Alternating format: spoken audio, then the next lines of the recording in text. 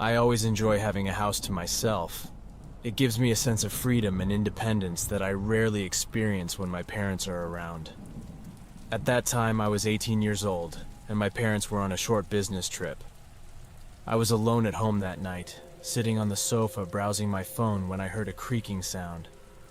I stopped to listen carefully, but there was nothing else. I tried to ignore it as just settling house noises, but being alone made it hard to shake off the creepy feeling. I decided to distract myself by watching TV. I clicked on a random show and settled back on the sofa, but as I watched, I kept feeling like someone was standing behind me. I would quickly turn around each time, but there was nobody there, just an empty room with the flickering TV casting shadows on the walls. After about an hour of feeling uneasy, I decided I just needed to look around to reassure myself that I was safe. I turned off the TV and walked upstairs. There was nothing there, just an empty hallway leading to the bedrooms. I went into each room to look around. Nothing was amiss, and there was nobody in any of the rooms. I stepped back into the hallway and rubbed my eyes, thinking I was acting like a scared little kid for being too afraid of anything. I walked back downstairs and started descending the stairs when I reached the bottom. I turned into the living room, but from the corner of my eye, I saw something in the hallway. I stepped back and squinted to look at the front. The door was wide open. My heart stopped and I couldn't breathe as I stared at the door. Honestly, I'm not sure if I remembered to lock the door, but anyway, I never heard it open. I didn't know if there was someone inside the house, or if they had already left, or where they were in general. I stayed still and walked along the hallway towards the door. I stepped onto the porch and quickly glanced around before closing the door and locking it almost frantically.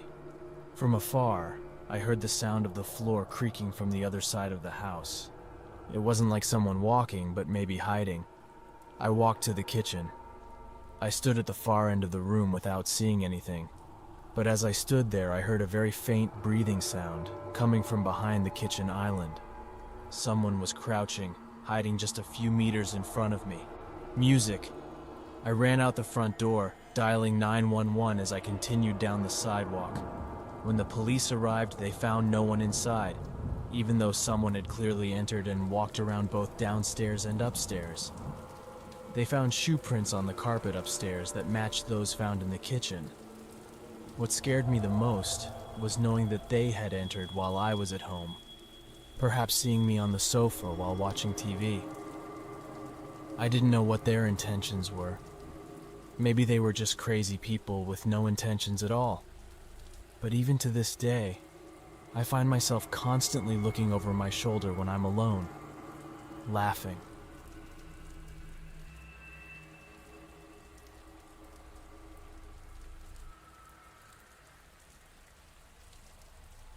I work unusual shifts at my job, usually starting at 4 in the morning and ending at 4 in the afternoon.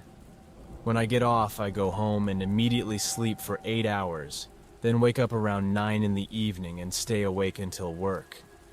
I prefer waking up in the following hours. I thought it was just another workday, and I arrived home and slept as usual at 10. I woke up, made some food, did some housework, and at 1 in the morning, I decided to take a walk before work. I do this almost every day before work just to keep my body awake. I put on a thin jacket and went outside. My neighborhood is always quiet and peaceful at these times. That's why I enjoy being awake at these moments. Sometimes it feels like I have the whole world to myself. As I turned onto the small road that passes through the preserved area of my neighborhood, the road was lit by dim lights along the sides as I walked.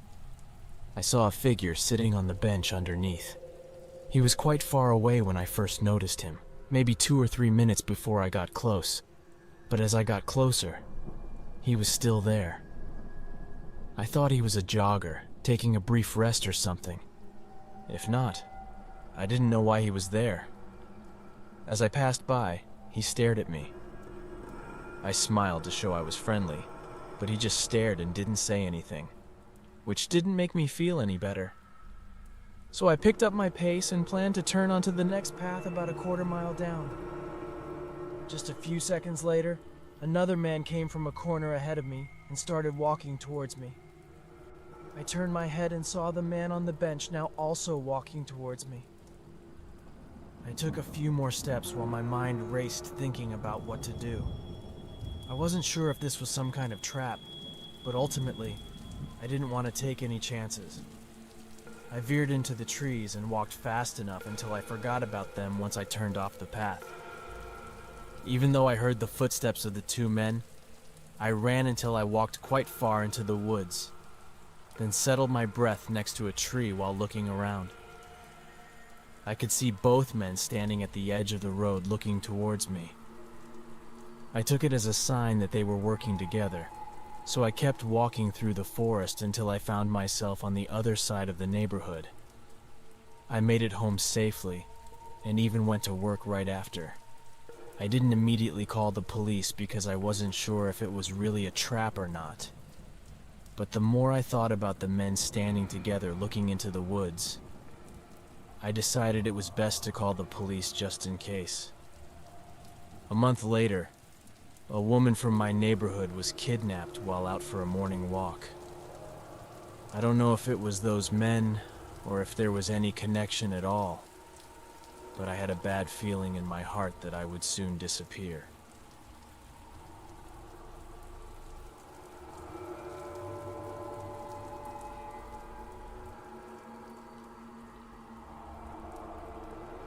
This happened when I was 16 years old. I worked at a coffee shop 3 nights a week after school. The place is very small and only has 3 or 4 tables, but it's open until 11 on weekdays. I had been there for about 3 months and was starting to get to know the frequent customers. It was a small shop, so it was actually rarer to see new customers. Anyway, one of the frequent customers was a man who introduced himself to me as the future Owen every day. Around 10 o'clock, ordered a small coffee and sat at the table for 15 to 20 minutes on his laptop, then leaves. We sometimes make small talk, and he tells me he's working all night and needs coffee to stay awake. I never let conversations go on for too long because I didn't feel comfortable sharing personal details about myself with older men when I was only 16 years old. One night, though, Owen ordered the usual, but when he got his coffee, he told me I looked really cute today. I smiled and said thank you. But inside, I felt so disgusted I was also the only one closer, so was alone in the shop with him. It was a bit uncomfortable. He left soon after. But the next day, I asked one of my coworkers about Owen. He was closed on the other days of the week when I wasn't working, so I assumed he would know exactly who he was, and probably know if he was creepy or no.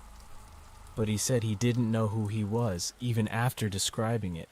He didn't know Owen had told me that he came every weekday before his night shift, but now I know that he only comes on the days I work.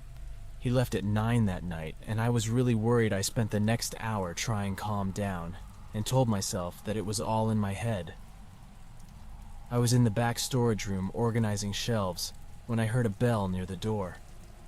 I took a deep breath and prepared myself to act naturally, but just as I stepped towards the door leading to the service in the area, the door opened. I was shocked and stopped in my tracks. Owen was standing there, holding the door open just to make sure you were okay, he said, smiling at me. Then he stepped back and let the door close. The door was behind the desk, so he had to go to the area special employee just to check on me. 10 seconds after entering the store, something was wrong, especially with the others. I was thinking. I walked out to the cashier where she was standing. She then ordered and went to her table while I made her coffee. I could felt him watching me from the other side of the room. The feeling was very strong, and when I turned his head, his eyes were already on me. I handed him the cup, and he thanked me profusely. Then he sat down and took out his laptop. It was 10:15, so I started my usual cleaning routine. But at 10:45, I realized that Owen was still at the table he always leaves at 10:30, but he seemed to just be waiting there. I waited until 11.055 minutes after we technically closed before I packed up my things and walked over there. I told him the shop was closed and I needed to lock the door. He smiled and said yes, then stood up, but he didn't leave. He waited for me to step out and open the door for him. Owen was standing right next to me, basically breathing. My back as I locked the door goodnight. I said turn around and walk quickly to my car. I pulled out of the parking lot and felt an overwhelming feeling of relief, but a few minutes later headlights appeared behind me. They followed me through a few turns, and finally into my neighborhood, fearing the worst. I continued driving in random directions and called the police. I told them my suspicions and described the vehicle. The officer told me to continue driving through the neighborhood, and an officer would be there shortly thereafter, even though the car stopped and turned down. Different streets in the neighborhood, I was still taking random turns for 10 minutes before I realized I was fine and walking to my house when I turned onto the street. Even though I was horrified, there was a police car in front of my house. And likewise, the car that was following me turned out to be Owen, who I was sure of. But I didn't think he already knew where I lived. I was really lucky that night because if I hadn't called the police, I would have most likely been kidnapped, or maybe worse. It scared me to think that he might have followed me home weeks earlier and maybe even tried to peek through my window or something, I don't know. But I was happy. It is all over.